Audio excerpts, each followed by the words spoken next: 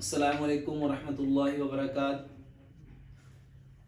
एक सवाल काफ़ी सारे लोगों ने पूछा कि क्या रोज़ा रख के इंसान अपनी बीवी के साथ सोबत कर सकता है।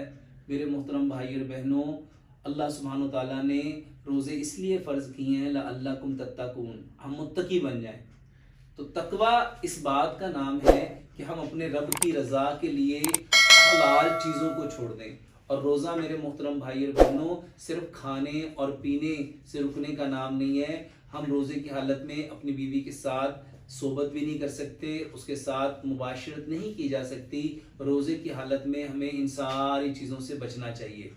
ऐसी चीज़ें, ऐसे काम मेरे मोहतरम भाई और बहनों जो हमारे अंदर हमारे जो जज्बाती कैफियत हैं उसको बराखिंदा करती हैं, हमें उन सारी चीज़ों से अपने आप को इज्तनाब करना चाहिए, अपने आप को बचाना चाहिए। और रोज़ा रख के मेरे मोहतरम भाई और बहनों हमें इन सारी चीज़ों से अवॉइड करना चाहिए, बचना चाहिए।